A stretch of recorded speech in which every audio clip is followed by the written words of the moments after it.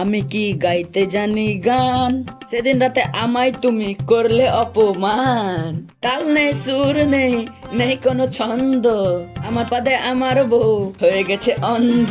আমি কি গাইতে পারি গান? হয়েছে হয়েছে, সেই কখন থেকে রাম ছাগলের মতো মুখ হা করে গেয়েই চলেছো। দিলে তো সকাল সকাল মুডের একেবারে 12টা বাজিয়ে। দূর, আর গানই করবো না। কে বলেছে তোমাকে গান করতে? আমি যে গতকাল তোমাকে কি বলেছিলাম সেটা কি মনে আছে?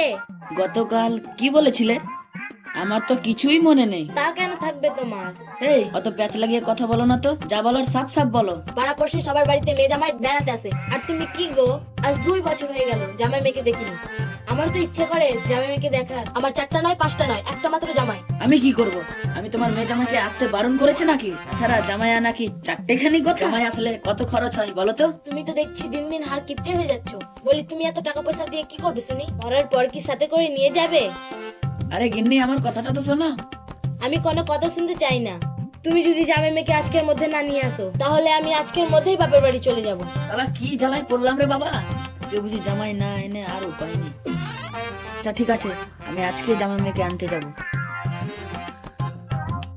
দাঁড়াও গিন্নি, জামাই আনার খুব শখ তাই না? আসুক বেটা জামাই, এমন কাণ্ড করব যে জামাই আনার নামও তুমি মুখে আনবে না।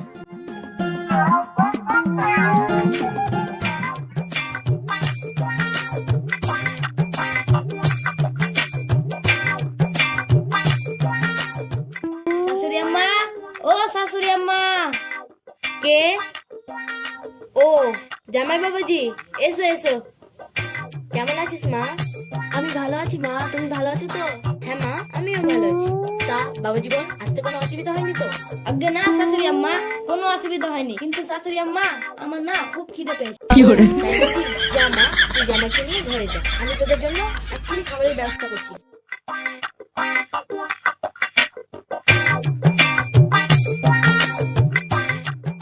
কি গো, এতদিন হয়ে গেল, এবার বাড়ি চলো, না হলে লোকে কি বলবে? আর কয়েকটা দিন থাকো না গো। কি হয়েছে মা, এটা কিসের গল্প করছিস? কিছুই না মা। কিছু না মানে, আমি বলছি শাশুড়ি আম্মা, তোমার মেয়ে বলছে বাড়ি চলো, কিন্তু আমার তোমাদেরকে ছেড়ে দিতে একটু মন চাইছে না। কি রে মা, তুই এমন কথা বলছিস কেন? তোরা ছাড়া আর আমার কি আছে বলতো? কিন্তু মা, আর কোনো কিন্তু নাই। তুমি ওর কথা কিছু কান দিও না বাবা। আমার যতদিন ইচ্ছা ততদিন তুমি এখানে থাকো। যতদিন ইচ্ছা ততদিন থাকো। মামার বাড়ির আবদার জানো কি? তাও গিন্নি, আমি এবার এমন প্ল্যান করব, দেখি তুমি কিভাবে জামাইকে বাড়িতে রাখো। কই বাবা সলমান? শ্বশুর আব্বা, আপনি আমায় ডাকছেন?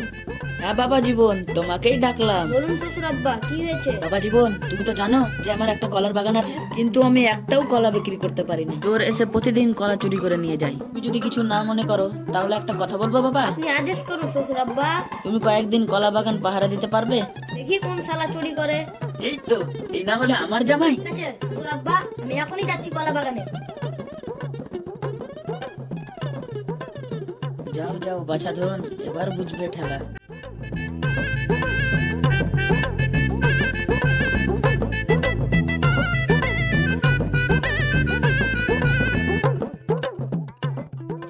গিন্নি, কোথায় গেলে?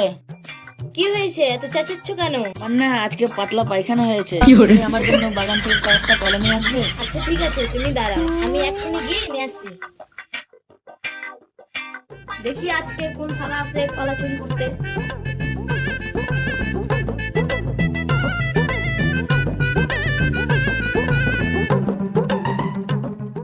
আজকে ধরে উদম কেলানি কেলাবো।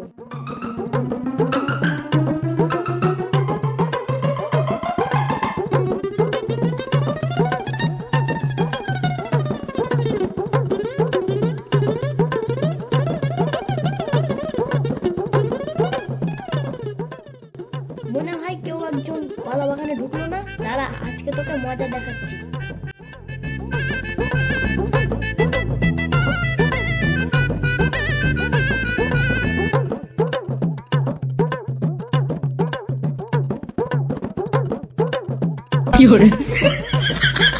কে কোথায় আছো?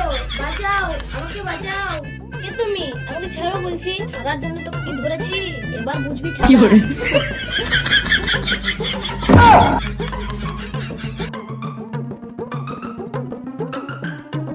জামাই বাবা, এবার আমি আমি বুঝতে পেরেছি যে তুমি কেন এত জামাই জামাই করো। শ্বশুর আব্বা আমার কথাটা শোনো। আর কি শুনবো, দেখছি তা কি কম নয়। তোমাকে আমি কলা বাগান পাহারা দিতে পাঠালাম, আর তুমি কি না ছি ছি ছি ছি ছি ছি ছি করেছি। শ্বশুর আব্বা আমায় তুমি মাফ করে দাও, আমি বুঝতেই পারিনি। এই ছাড়া এবার আমার লুঙ্গিটাও খুলে দিলি। একেই বলে জামাই তাড়ানোর প্ল্যান। আপনারা কি বুঝলেন?